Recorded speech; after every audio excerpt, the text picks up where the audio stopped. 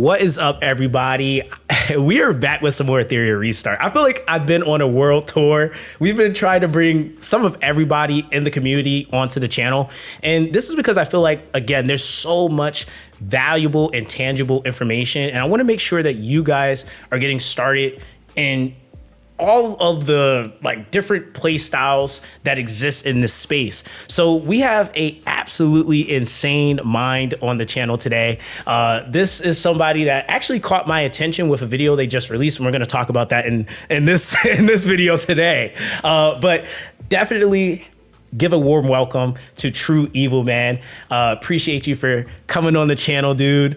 Definitely take the time, introduce yourself, and let everyone know what type of content you're trying to do for Etheria Restart. So for Etheria, what I really want to do is just this is the first game that I'm making real trying to be a guide maker for. Yep. But what I'm trying to do is not just overall guides, just really niche hyper specific builds I think would be really cool, and also just finding something in a patch note and just picking on that one thing and talking about it and how it'll affect the game. Dude, I mean, yeah, that's huge. Yeah, and it's just I've been in this limbo stage for a couple months where I've been I'm trying to find a game to cover that I really enjoy, and during the final test I was I love this game. So, yeah, really looking forward to covering this game. Yeah, I mean, dude, that's my thing is like I said, I've been there. So I completely get it.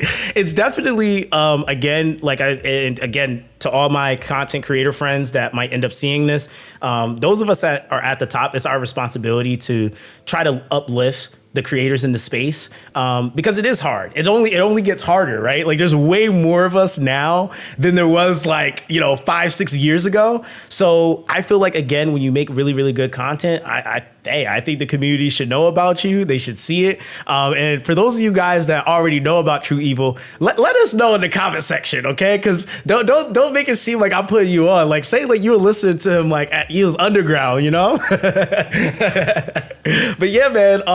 Dude, like I said, one of the first things I really want to talk to you about, and this again, guys, make sure you guys go and check out True Evil's channel, because he's probably one of the very few people that actually put out a video breaking down specifically resistance and effect accuracy in this game. Now, I wanted to start out with that because I feel like that's definitely a topic that's not talked about. And with the devs just announcing that, how do you feel that's going to play, a part in the game at, with the current climate and things that we at least know as of right now? I mean, with effect accuracy, right? We know how much you can sort of raise the bar. Yep. And we know what the actual innate accuracy is. So, I mean, innate resistance. So now we can really figure out which units we can really abuse those skills with. For instance, Marvel, during the final test, everyone was using Marvel, but we didn't know if did we have to actually max the skill 1 to make it so the skill 1 just always procced? And now that we know that information, knowing that, yeah, the difference between 25% and 50% isn't 25 and 50%. It's basically that 25% was actually 50%. And the 50 was basically guaranteed 90%. Yeah. I think that's the biggest thing is that math, right? It's and I think that's the thing. It takes some kind of know-how of the equation and really understanding that when you're trying to get a unit to operate properly, those things are a requirement to know, because otherwise you're just kind of doing stuff, but it doesn't necessarily mean that it's actually making the unit work properly. And even what you said, it can go into even making a certain skill more impactful or more important to get, because it might have that increase that takes that, skill up in percentage to make it more of a chance or higher, effect accuracy value to be able to land. So I think that's definitely key. Yeah, for sure. Not even that. It's I would watch someone and their Marvel would like always hit, and that was before I maxed it all the way on the skill one. Yeah. And I put like 3 red effect accuracy pieces that were all the way up, and I'm like, I have 200% more effect accuracy than you. Why am I not hitting it like you? Yeah. Yeah, and So- that's like, I think that's the other thing too, is like even with like the scaling, like I think what effect accuracy, like in terms of the visible number, can go up to what, like 200% or something like that. And then like effect res is like its own thing. And even with the effect res, kind of talk about that a little bit. Like, what's your take on effect res in this game? Because I think that one of the things that we kind of talked about a little bit before we started recording was the idea of like, the kind of meta that the game's going to start out with. And then you were kind of mentioning like, how things are going to evolve going into week 2 into week 3. How do you feel like that's going to play a part as the game starts to develop more and players actually start, kind of catching on and doing certain counter builds and things of that nature? Like, do you feel like it's worth at all? I would say the hardest thing with effect res is like the characters you want to build effect res on. Mm-hmm. You want to build other things too, right? And at the beginning of the game, we don't have those final matrices that give like the 20% effect res. Yeah. And even then, it's like the characters that only care about effect accuracy, all their pieces scale the exact same in terms of the matrices and the modules with effect res. So it's like, am I really going to invest all that effect res just so they can have a 60% chance? You know what I'm saying? Yeah. That's a really, really important thing, I think, to consider, because like you mentioned, is like even with the Latices, like they're far and few, especially like the early game progression. So that's definitely something you got to kind of consider there for sure. Latices are definitely like the biggest thing, I feel like, in this game. Yeah. Especially at the first 2 weeks. Yeah. So okay, that's my question there then. What would you say would be kind of like a optimal like kind of scope to look through when it comes down to like investment with the Latices? Because I feel like that's like the biggest bottleneck for a lot of players. Yeah, so I think for like Latices at the beginning, you kind of need to know like how much you're going to get in the first 2 weeks. And off the final test, I think free to play, you're going to get 16 of the gold ones, and if you buy every single one of them that was available in the first 2 weeks, you get, I think it was 22. Okay. So you kind of have to like think of it like that, right? Because if you fully invest on one SSR, that's pretty much going to be your only SSR for like over a month, right? So that's huge. Yeah. So if you want to like, the problem with that is there's so many characters in this game, as well as like for PvE content, there's just characters that can't do certain things, but like excel in a lot of other ones. So I think you really want to pick these characters that like, I just have to max their skill 3 and they do exactly what they need to do type of characters, instead of characters that you want to fully invest in. And if you are going to do that fully invest on a character, like, a lot of people are talking about getting Rosa off the selector, right? Mm-hmm. And it's like, to make her do all those things, it's like, yeah, she's the strongest for Aurora. She's really good for Doki Doki. And she's good for Union Boss and Phantom Theater and pretty much everything. But the thing is, right, it's like, to do one part of that content, you need to max her skill 3, and then the other part of that content, it's like you want to max the skill 2 and then the skill 1. So it's just like, to make her actually be that like really good unit, you have to just fully commit. And then if you don't have a unit for Terra Maton, it's like, you're pretty cooked. Yeah, it feels bad. Like an entire part of the game. So it's like, you got to think about that. It's also, during the final test on the last day that I played it, I randomly like did the Phantom Theater with someone who he had like some of the best like Inferno times with the dot team. Yeah. And because he fully invested in Shadow Sonya, right? Like his team died in Phantom Theater before it even went to S.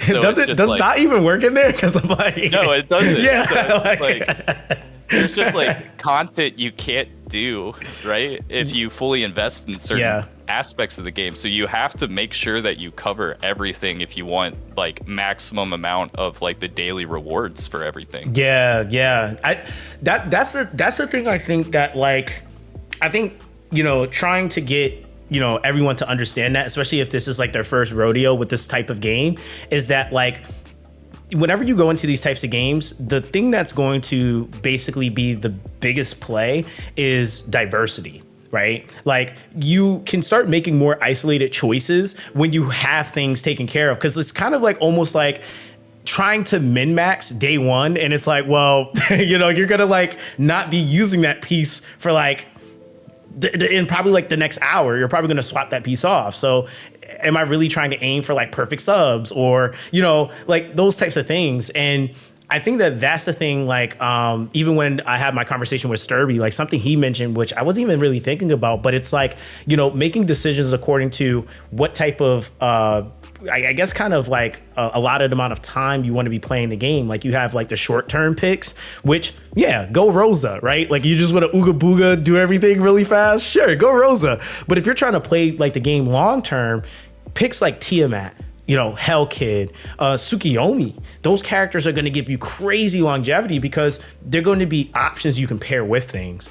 And that's like something I think is just really, really important to always consider, for sure. Yeah, Suki's definitely like, I would say probably like, if like for the selector pick, I think you have to wait until you see what's on your account before you use it. Yeah, 1,000%. She is like the only SSR that you can get off the selector that can give speed up to everyone, right? Because the other two are Lily and Mio that do that. And also just like how broken her skill 3 gets once you fully latice it, especially in like PvP, right? Because like in RTA, you might, once you get to like the higher rankings of that, you just start matching against the same person a bunch. And when that happens, right, you might play someone where every single one of his units have bulwark, and you have a cleave team, so you're like, oh, how do I deal with this? And the great thing with Suki is like, you can just have a Viper on your team and like not even really use the Viper, but because Suki can pull anyone all the way up to the front, if she has that max S3, it's like pull Viper up, dispel, and then you can actually cleave them. And see, you're even thinking like super ahead. Like you're counterplaying the counterplay basically, because we all know like speed is definitely going to be the first meta, 1,000%. Like that, the rotating turn meter cleave you it's just easy to do. So a lot of players are like, I mean, and I think that that's the thing too, like with this game, which is kind of exciting me the most. It's like trying to like emphasize that it's like, guys, it's okay, right? Like whatever is like predominant right now, it's gonna shift, and that's the fun part of the game. It's like this week, like you mentioned, like we're gonna be, first week is gonna be one thing, but second week, now everybody's starting to like, kind of get a little bit of their gear kind of formulated a little bit more in their account. So they're gonna start building like, okay, this is an issue, let's like deal with that. Like I actually am interested, how do you feel about Marvel? And I would say this from the perspective of first week going into second and third week. How do you feel Marvel is going to basically impact the game? I guess you can really speak more to maybe PvP. If you want to talk about PvE, you can as well. I think it's good to talk about both, because like at the beginning of the game, like some of the extremely hard like a lot of people were stuck on the Born fight for a while and Anti-Sync Echoes. But like with Marvel and Kraken, it's basically like kind of like that MMA like chokehold thing where it's just like they're never gonna get a turn. I know I have to beat the Sonya down before the Sonya takes a turn, and if that happens, it's just like I win. So like if they actually get to attack you, you're dead. But having like Marvel to do that, and like I think I was the second person to clear the Messiah. I think that was like 28 on Ember Trek, and it was just like Marvel and Kraken and stuff. It's just like, with both of them, you can clear a lot of content. And the problem with that is like if you rely on that in PvE, you're gonna get stuck on something that like if you can't use Marvel on them, like what do you do if that's the only thing you rely on? and that happened to a bunch of people. I forgot what the game mode is at level 40. That's the grid. Oh, that's the Ethernet rally. Yes. So yes. On the rally, bottom left, the Kururu. Oh my god! It's just like I can't use Marvel. I can't use Kloss. I guess I die. Yeah, that's why I laugh at the development in this game, because it's almost like the devs they like, I think people are like, oh, we're gonna abuse this, but the devs are like, yeah, we're gonna let you abuse it to what we want you to do, because yeah, there is content where you get to like the Kururu and it's like, wait a minute, this isn't like the Kururu that I fought before. Like, it just mitigates that now. Like, okay. And so that's something that I think, like, with this game, there was a lot of players that were saying, like, they felt like it was like super overtuned. But I also think like a part of it also was like the mentality of like, the day I get to something, I have to clear it completely. And it's like, is that going to be the case? I think that's a problem for a lot of people, right? Because at level 35, it's like, oh, I want to go immediately to Hell 4 or something like that. Yeah. But you're probably going to need to farm like a White Fang, a Gigabyte, and some other things before you actually try to do that. Like, you might want to try to get to Hell 3, but it's okay not to do that. And I think it's better to like, if your team can't beat Nightmare 3, but you can beat Nightmare 2, to just wait a day or something, and then do the Nightmare 3 once your characters are leveled up a bit more. Like, I don't think it's worth like 4 failed attempts to 1, oh yeah, I did it at 1 star type of thing. Yeah, I think, because that you start talking about like the balance of like, okay, what, like, the mentality, oh, a clear is a clear, versus, wow, I just spent all day doing this and I probably cleared this 10 times successfully, but that's in a 24-hour period. So that's like kind of bad, right? Like, that's not good. Versus the person that's like getting consistent clears and they're progressively getting better gear. Like, they're getting the pieces that are going to be the next, level up. Cause that was something that was happening to a lot of players too, was like, they would be like, Zox, I can't clear Hell. And then I'm like, okay, well, what gear do you have on? Oh, I got epic gear. I'm like, oh, well, that kind of explains a lot. Like, is that the purple gear? No, that's the gold gear. Like, so that's outstanding is the next one that you need. But even then, it's like, okay, another thing was the shells, right? Like, the shell investment was, I think there was like this misconception of like, oh, I need to just jump straight into, mythic shells. But it was like completely devaluing some of the ones that, like, for example, Twilight Knight, you don't have a direct replacement for Twilight Knight. That's such a huge unit for progression, or a shell for progression. Like, not even that. Twilight Knight was just like arguably one of the strongest DPS shells, because like, for example, with like Victor, right, in PvP, if you have Twilight Knight on him and it procs, it's just like, yeah, that character's dead.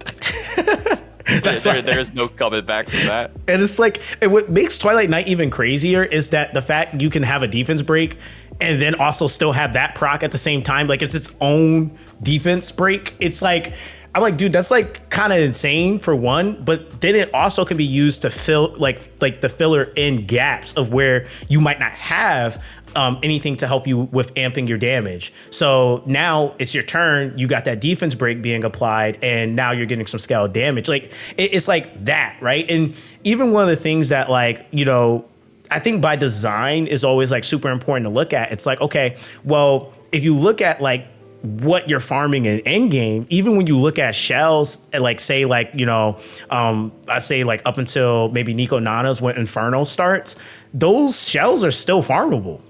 Like, even in Inferno, right? Like, they don't like just like completely disappear and it's only mythic. They basically open up now to where you can get those 3 matrix bonus drops for even those.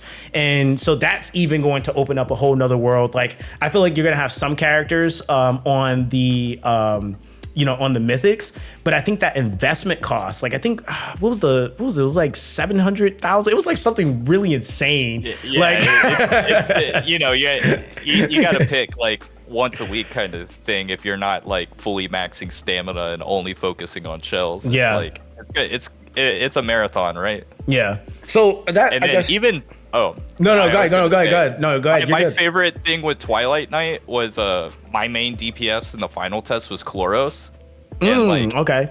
eh, if my Gray's Twilight Knight procced, right, and it took the last thing, and he gets the defense down 60% for the turn, and the Chloros procs, he would get the 60% defense down.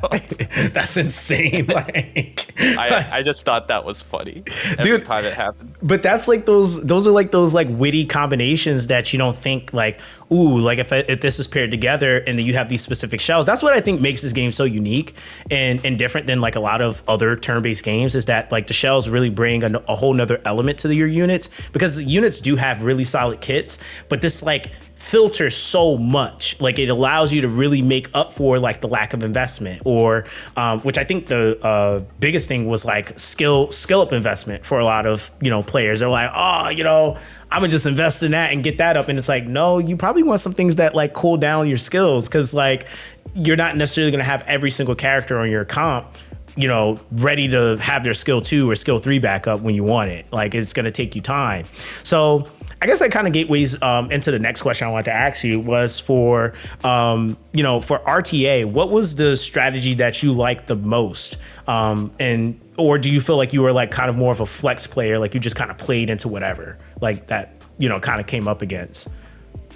Usually what happened was like once I got to like rank like in the 20s and 30s, what ended up happening is I would play the same person every time for like 45 minutes, and then what would happen is we would just know exactly what the other person's team was, and then like just because it's that first week or two, it's like, oh, I know these overlaps. Like this one person I played, he figured out I didn't have Lily, so his 5th pick was always the Lily, right?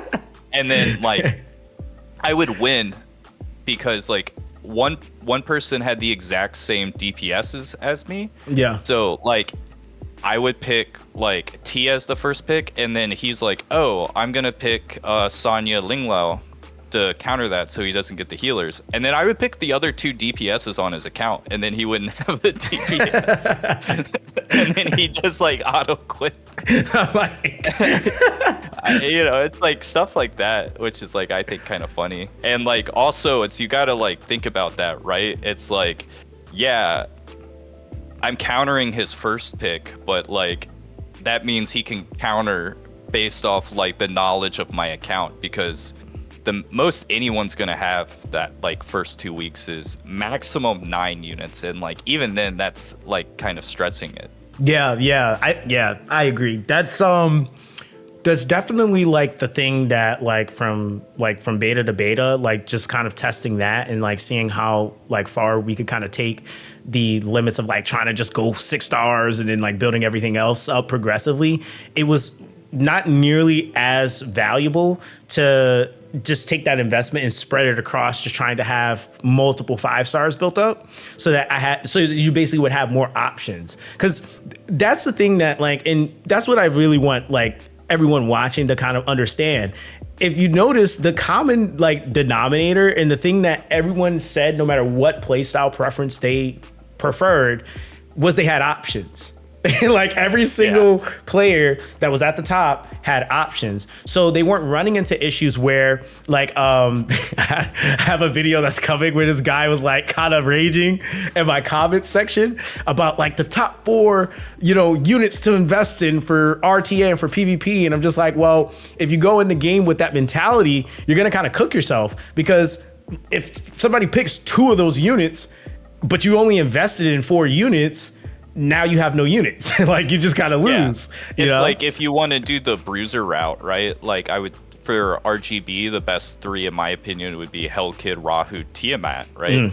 And like, you do that first pick. Oh, I want to pick my like Suki or Freya or Marvel or thing, and then their 2 picks is Hellkid, Rahu. It's like, oh, I guess the only thing I can pick is Tia, and then they pick your healers too, right? So it's just like that awkwardness, because like I think that's also like a thing you have to think about as well. It's like, yeah, there's these units that are the best, but then everyone's gonna have them, right? Like even the light dark units, it's just like so many people had Heinrich. It's just like, oh, I thought like day 2 when I pulled him, it's like, this is like a special unit. Only a couple people you have, and it's like, oops, everyone has Heinrich. Type of deal, right? So it's just like, you want to have like a unit that you can pick that no one else is going to pick. So like, you don't get, oh no, I don't have a healer. Oh no, I don't have a DPS. Because like, I don't know. I had Chloros, and like being able to just reliably pick him 5th pick was just very nice sometimes. Yeah. I would be honest. A lot of people. This was also one of the things that's like kind of funny too, is that a lot of people would see a Chloros and not even know what to do with him. Like, because they would be like, well, what is this kit? You know, like that would be like number one. Cause like, you're like, cause I always try to tell people this too. Like, even when like, I do things like tier lists and stuff like that, I always try to emphasize like the idea of how like, you know, a player's brain works. If they see anything below double S tier, it's not good. It's like, okay, if it's an S tier, but if it's below that, they're like, oh yeah, no. So you'll see Chloros a lot in lower tiers, but it's not necessarily because he's just this bad unit. He actually requires a lot more like investment if you really want him to rotate, and he needs to be on a team that's multi-hitting. That's really what makes him pop off. Like, you're gonna see that ult going crazy. And that's the other thing. Like, I mean, when you're doing like the union fights and stuff like that, like he's a monster in there. I know like people talk about Rosa, but I'm like, dude, have you seen Chloros in there? Like, he's like up there with her. Like, he's pretty good too. So, you know, yeah, that's value. Like Phantom Theater and stuff like that, right? Yeah. Every time you would like look, oh, what's the top 5 best teams for the day? It would always be double Chloros. That's what I'm saying. His like, is so nuts. Yeah, and that's what I mean. Like, you know, with a lot of characters that, and that's one thing I want to ask you about. How do you feel actually? Because this is actually something I haven't really asked too many people, but how do you feel with the game being super open to players being able to have such easy access in comparison to other gachas to the units in the game? Like, I mean, we talk about that like with the, you know, permanent summon banner, and like even when units come into the game, there's really no exclusivity. Like, there's like everything is just there, so you can kind of pull them just by summoning, you know, by pure chance, and it's just there. Like, you don't have to wait for like 6 months, 7 months. Like, how do you feel about that? It's like nice, but also a double-edged sword, right? Because like in every gacha, you have to level up those characters too, right? Yeah. And in this game, it's like Latices are so important. So you might see like, wow, Chloros is so good in Phantom and whatever. But the thing is, it's like, you need to basically almost max his skill 3 to make him actually get that damage. Yep. And then if you want to have him do anything else besides hit a single target boss a bunch, you have to fully upgrade his skill 3, because his kit completely changes. Because if anything that has the Doom Toll gets taken out, the Doom Toll stacks go to transfers with the highest. So like, if you time it right, he's like actually good in PvP, because like you hit their Sonya that has the Doom Toll on it to do the last click of it, and then it goes to the person with the highest attack, who is their like cleaver DPS, who's probably squishy, and then he immediately follows his ultimate with another ult and one shot them. Yeah. So like, you know, but the thing is, right, is like I have to use that Latice, and it's like, do I really want to spend 4 Latices on this unit when I could just like build Victor, you know? Fair. Yeah. I think that's the thing. That even like with this beta, like it was throwing people off. I was using I promise you, I am a Chiaki the Echo stan. Like, I love that character, but I couldn't pull her. Like, the game refused to give me her. That was even on Freya's banner. She was on rate up, refused to give me her, and I was like, yeah, that's fine. I started playing number 41, and it was throwing people off because they're like, well, that's a that's an R rated unit. Like, that works, and it's like. I'm like, yeah. I'm like, the thing is that like that's also cheaper in cost, and in terms of investment, it's actually kind of sort of bigger bang for my buck, even comparing it to the SR investment, because I'm getting this crazy burst rotation. She still has the heal over time, which is kind of a nice combo for a unit like that, because it actually kind of helps out with some of the sustain. Like I was using her in like in my Terra Matan team.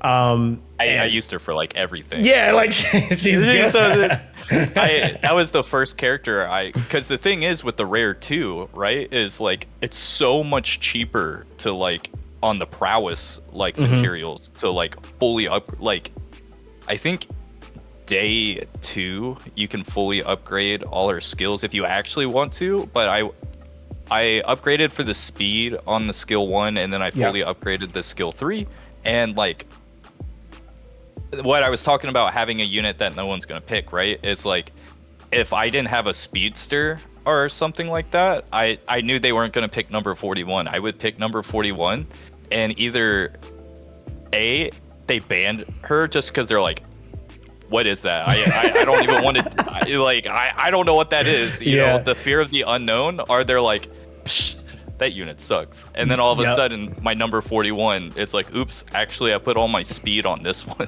Yeah, and then it's just like you use the skill 3 and then you auto win. Yeah, that's the crazy thing about that, like especially like in the early process of like the game, is like any character could kind of be fast, right? Like they could just kind of like go like I think and even then with number 41 is like her turn meter increases 35%. Yes. You can have that day too, whereas like Chiaki, for example, you need to fully upgrade her skill 3 and then upgrade a little bit of that skill 2 so it can target everyone. Yeah. So I think you have to fully upgrade skill 2 and skill 3, and even that I think it's only a 25% increase. So technically like the number 41 is like a better just like initial burst. Oh yeah, that burst is insane. Like I mean, because she's an R rarity unit, is in that, like you said, the investment is really what makes it so good. It's like, granted, like Chiaki the Echo's kit is like literally made for Terra Matan. Like she's like the byproduct for countering that boss. But for what it's worth, as long as you're respecting like the rotation, like trying to push your team forward, pushing the enemies back, DPSing when you can, damage amping Dyna or defense breaking with Gray or whatever it is, it's still clearable. Like it really honestly like doesn't feel any different. Whether you're using Chiaki or you're using number 41. And like even to the point like what you said with number 41 in RTA, she's well bait. Like Wells, like literally their brain turns off when they see like lower rarity units. They're like, yeah, that's trash. So a lot of times you probably found that she wasn't even getting banned because it was just like, who is this? Yeah, all right, whatever. Yeah. Like, so that's just like always like funny to me, is like then to get wrecked by number 41. I think probably my worst, not even my worst. It wasn't really surprised because I'm aware of what this unit does, but I was showing it on stream. RC77, right? A lot of people think he's that a good debuffer. Oh my god, that dude is. I had a dude rotate past faster than me with an RC77. He shut down my whole team. Like, just straight up. I was just like, oh, that's all. I was like, that's nice. Like, and it's just like cool stuff like that. Like those units that like, and it had people sitting there like, oh, wow, I haven't heard anything about this guy. And it's just like, dude, the units in this game, like if you honestly know what you're doing, you can kind of almost make anybody work in this game. Like, really. Yeah, that's the tough thing too, is just like not only is there so many characters, but there's just so many combos and like things that you can just make like specific rares like OP. Yeah. It's like, like number 41 is just kind of like like a little bit stronger than SRs. It's like, what are you talking about? And even then, right, is like a lot of people are talking about Blue Andrew being like pretty nuts in the PvE progression. Yeah.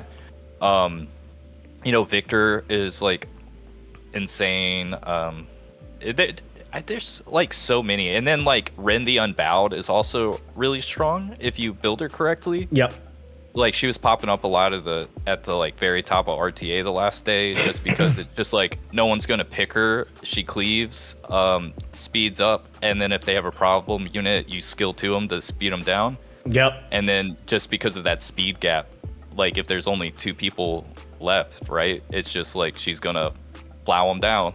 Yeah, I think that's the thing that's like one of the biggest things that I feel like makes this game so fun is that it, like, granted, it's like, you know, you're gonna have those progression kind of like, I would say, periods of like, or windows where like it's only this that's, you know, kind of prevalent, right? So it'd be like, this is right now for the first week speed meta with like the turn meter, but then next week it could very well shift into, now there's more bruisers popping up and counter cleave, and then the week after that now they're countering you know, that, like, so I think the thing is that like and what I would say, and this is something I want to ask you, what would be like your advice to a player that's coming into Etheria Restart, has no clue what type of game this is? What would you advise them to do in terms of like building up their account and, you know, trying to push and progress? So yeah, with in terms of like progression and stuff, I would not focus on like RTA in terms of like I need 8 units built up and like trying to build like 8 actual shells, right? Because the resources, once you get to like the mythic things, cost so much that if you're trying to build like 8 characters complete, then, you know, you're gonna run out of resources. It's gonna feel really bad, and it's just like that awful hard wall that people are gonna get. And like even then, it's like some people might think it's like, yeah, if I spend money, maybe I can get out of this. But the hard thing is, right, is like, even if you buy packs with Etheria coin, there's just like not enough, because it's like 700k to fully up a module. So it's just like, you're not going to be able to buy enough in the weekly shop to like fix a hard wall. So you need to like really think about PvE progression. And even then, just because you do need like multi units, what I would say is like the biggest thing, right, is like I need to make sure I have like the healer slot always like have modules for that. I need 2 like speedster debuffers kind of characters, and then like 2 DPSs sort of. Okay. That way, like you know, Gray / something like, you know, Leanne is also really strong, so you have like Leanne, Gray, whatever healer you want, and then you have that support unit, and then once you have the 5-person ones, you can have 2 supports. And I think trying to grow your team outside the 5, if you don't know what you're doing, is a recipe for failure. And if you keep it to those 5 units and just like swap out those categories, you'll be more likely to succeed going into like level 40, level 45, and level 50. Because the hardest part in all the PvE content is just like, how do I beat Inferno without getting the final matrices? Because like, you know, once you get the final matrix, it's way easier, yeah, it's right? cakewalk, yeah. But then the problem is like I have to get it first. And it's the same thing with like the red modules, right? It's like Hell 4, it's like easy to do it once your team has fully maxed like 3 matrix pieces, but like before then it's pretty rough if you don't know what you're doing. So you have to like kind of go in thinking of like, oh, I need certain units to clear Doki, but even then it's just like, know that like if that one unit isn't like good in all the other content, to be sure to have like a character you can swap out. Like Kazuyo is like really good in Doki, yeah, but like not necessarily all the other content. So like you need to have her, but like you can use Kraken too. It's just like the extra effect accuracy is just so nice, and the extra 25% damage when you hit them out of slumber is also huge. But you know that you can like have multiple characters to swap there. Also, just like how important like RGB is for like this triangle for like dealing with bosses, like in the later game too. Like if you don't, like for example, if you build 2 blue DPSs and not like a red one, like you're just not going to be able to clear Terra Matan.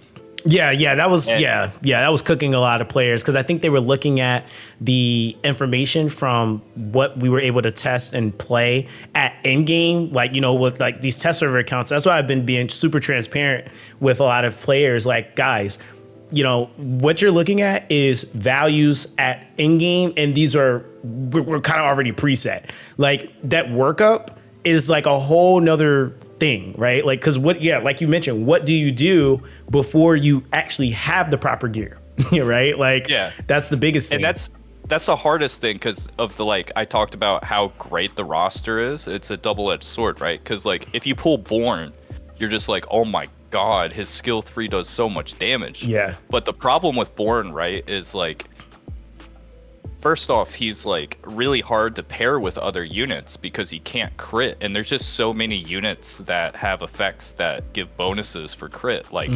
Heinrich gives that great extra bonuses. Dinah, Gray, who's like your SR support that you get at the beginning. Oh, is yeah. Like, yeah, I just gave you 30% crit rate, bro. You can't do nothing with it. Yeah, and like it's hard because like if you all in on a character like that and a game where you need to flip content, it's just like that is a recipe to like if you don't have extra things, right? It's just like what do you do if that one unit can't clear that content? Yeah, and that happened to me because I built Chloros up, right? The Kuru boss in Ether Rally, it's just like you have to clear the mobs, and it's just like my red DPS can't clear mobs. I guess I can't do this boss. Yeah, and he's like single target focused too, so it's like you spend that one turn focusing one mob, and it's just like, well, the thing, right? It's like he respawns the mobs at the end of the turn, so it's just like I can't only kill 2 because they're just gonna come back. Yeah. So like I think that also affected a lot of people because a lot of people reset Leanne, and like if you were watching the person who was like first in everything, Iski, his Leanne was nuts, and like she was clearing all the content, and then when people were stuck and like no one had done anything, and it's like, dang, I wonder what unit can clear this content, and then you wait for him to clear it. It's like, oh, it was just Leanne. Every time. It's like I had her already.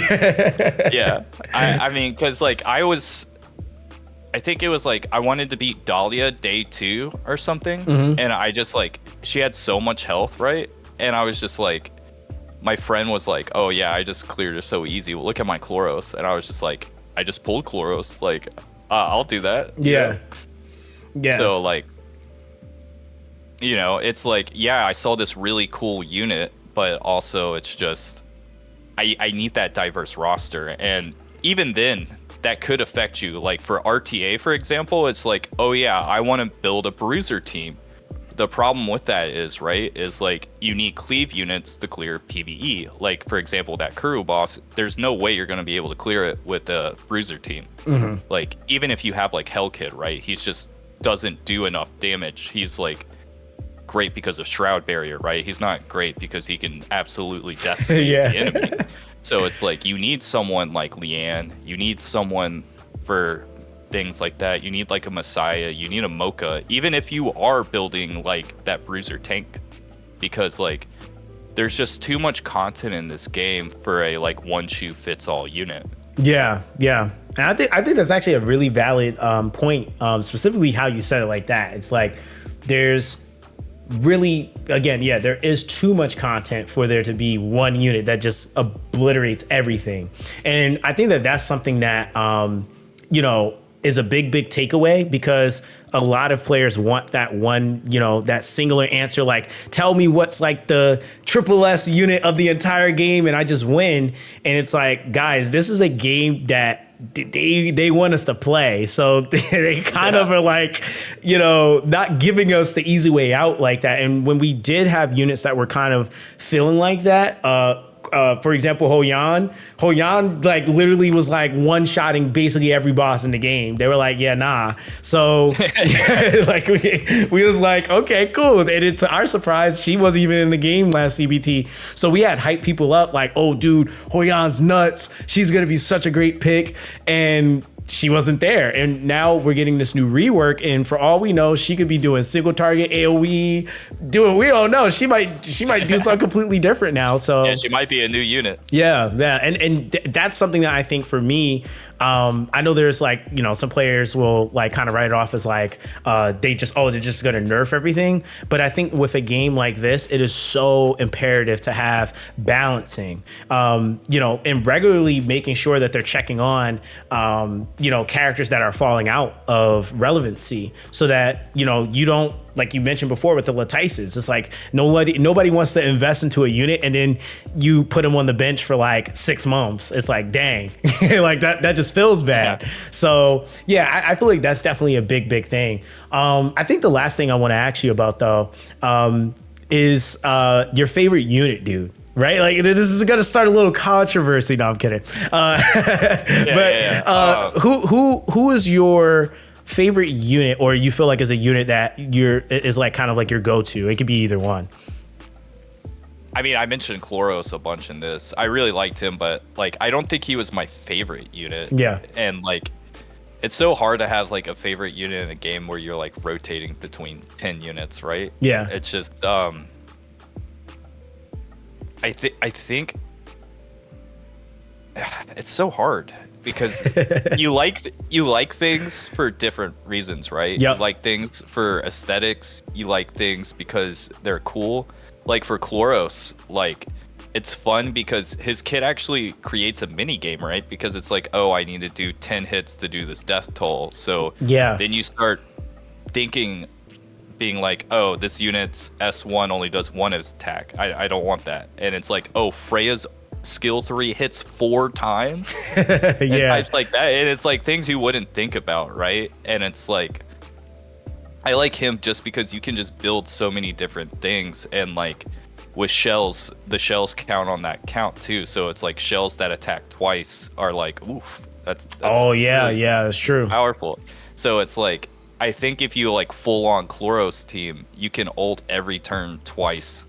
So it's just like crazy damage. But then again, that doesn't do everything. And then there's just like units you find that are just like, wow, this unit can do so much. Like number 41, right? Mm-hmm. Like her skill 1 gives the wound, and she's like one of the only units who can really wound. Yeah. So that's with that skill 3, that was just so fun. And then Kraken, I really like Kraken. Okay. And the thing is like who I would say was my best unit is also like her kit's kind of boring, but it was just funny watching her run over people, which was Sonya. Okay. I like her kit is like a boring kit, right? She just whacks, ults. But the thing is like, because all the characters are kind of like built the same, like if you have a 6-star fully maxed SR, it's pretty much the same stats as an SSR in this game. Yeah. At least that's what it felt. So like Sonya fully, like when she was getting those levels at the 6-star, she was getting like 100 HP every level. So yeah, that's a lot. You know, yeah. I forgot how much mine had. It was definitely over like 70k, but like that's insane. Her skill 1 gives 30% turn meter up, right? So it's like every hit, and then I put Gigabyte on her, so it was just like they would set up a cleave, and then like boop, and then it's like oh, and then you do the skill 3, and then it's just like. In PvP, right? It's like if you do the skill 3 twice on Heinrich, it's like, oh, you can't do anything about this anymore. And like even then, I would remember I was like, I was playing my friend. He had both of our teams completely wiped, except his Rosa had full health and my Sonya had full health. And like fully Latized Rosa, and I had a fully Latized Sonya, and it was just like.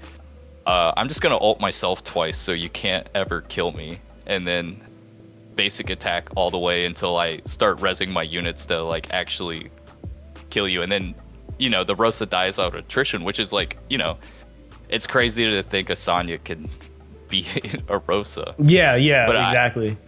I just thought that was really funny. I used a lot of Tiamat too, and it's like hard for me because I really like Tiamat, and then I just started to hate her because of like how long it would take to do like a PvE clear, right? Like when I got to the point I could like 100% clear health 4, it would take 3 minutes, and I'm watching everyone else do a minute. So it's just like on double module day, it's like I saved up all my energy things, so it's just like click, and it's like, okay, I'll be back in 30 minutes. Yeah, I'll be back tomorrow. Like, yeah, you have like 2,000 stamina, right? Like that feels miserable. It's like maybe I want a character that can actually like ooga booga. And then the thing with Tiamat too, right, is like sort of everyone has Tiamat, so like it makes drafting an RTA kind of feel like so hard if you're like singling in on this one unit because you know how amazing she is in PvP,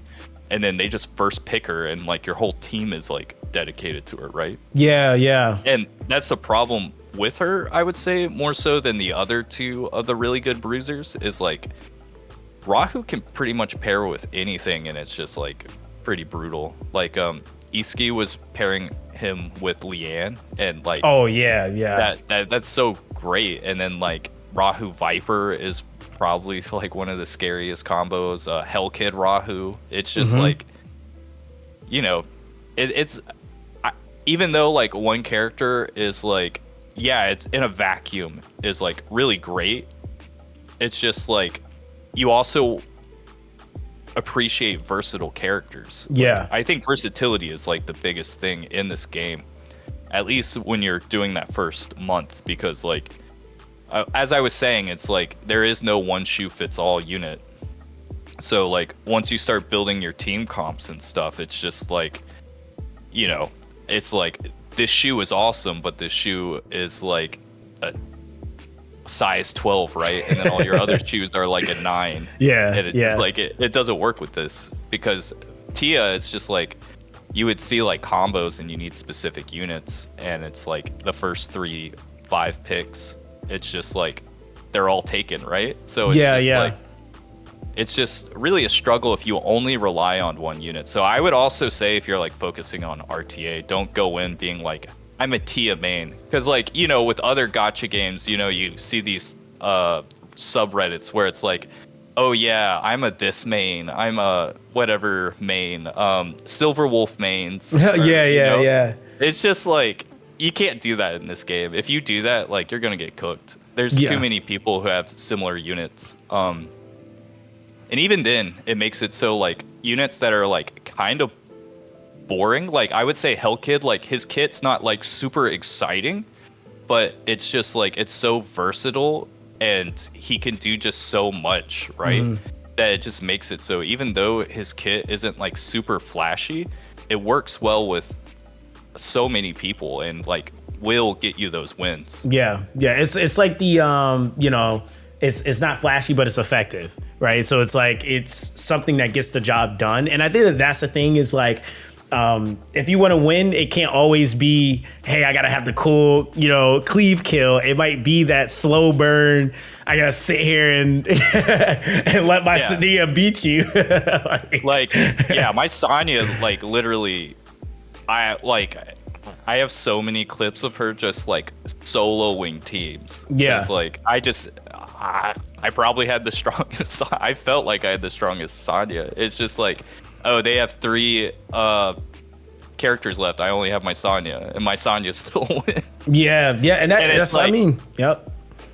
Oh, sorry. No, you're good. Yeah, it's like it's hard because like she was my best unit, right? But like her kit is, you know, it's effective, but it's not like a whoa, that's so cool type of kit. But I think it's great to have characters like that where they're just good, but they're not flashy. So when you do get those like super flashy characters that do crazy combos, you can like start really thinking about those. And you know, it's like Lily is like such a cool character to say that's your favorite character, right? Because there's just so much she can do. And Chloros, for example, Chloros is so unique, and there's just like you'll find so many little combos. Like I talked about the Twilight Knight thing, where it makes it really cool. But like sometimes characters don't need to be like your favorite character; they can just win, which is, you know, that's how I feel like with Sanya. Yeah. Yeah, no, that's fair. I mean, honestly, like I think that that's the thing with this game is that, like for me, I have multiple characters I would just really like, right? Like I think it is kind of hard to narrow it down to just one because yeah, there's application versus like design, and I really feel like this game is more not that the designs aren't good, but I will say I feel like they lean more into application than like we just have these super flashy designs in comparison to like some other games, which I think is something that players across the board care more about when you're playing RTA. Like it's like, you know, like I don't care if my character is like, you know, I played Hoyo games for a long time and it's like waiting like 15 seconds every time they do their ultimate, right? It's just like, if you're going to be playing a game like every day, you kind of just want to see a cool flash, but like,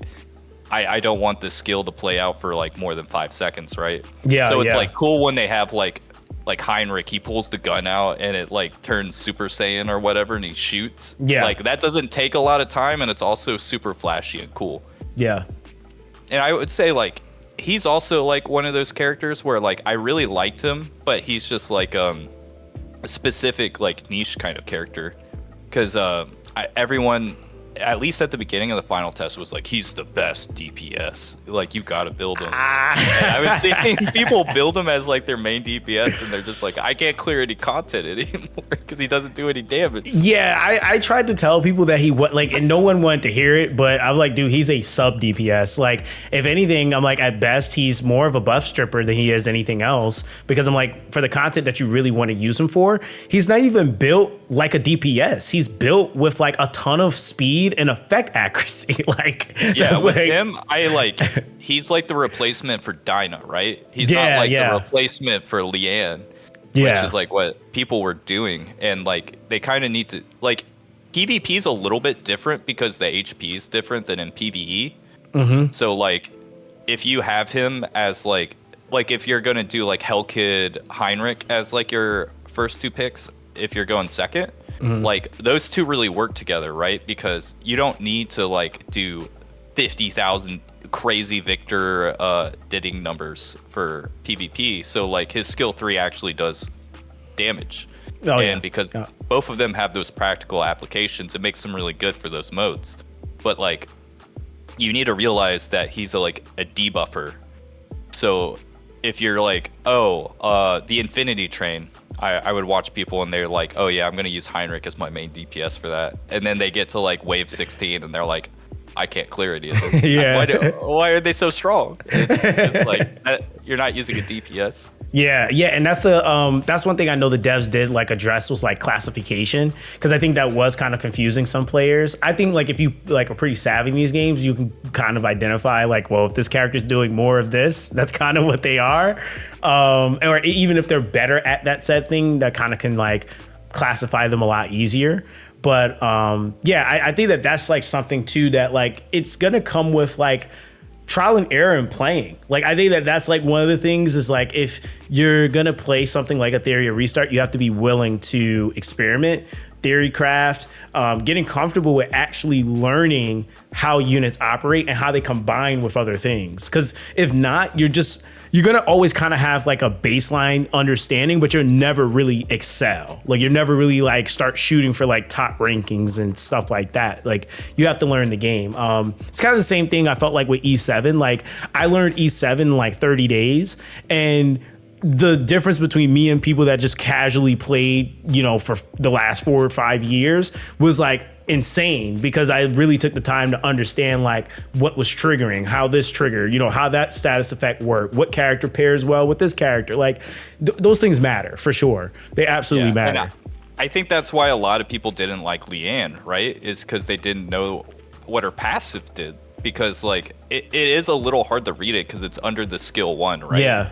So like people didn't realize how much more damage she does with buffs. So they're like, oh yeah, she just wasn't cutting it for me. And then you look at their team and their whole team's debuffers, right? So it's just like it's completely different. Yeah, exactly. So that's what I mean, man. It's like ultimately I feel like going into release, that's like the biggest thing is everybody has to kind of formulate really, I would say like focusing on PvE and then being able to migrate into their PvP versus, like you said, trying to build that PvP. And it's like, I think Starby probably said it the best, is that PvE is basically the fund or funnels or fuels PvP.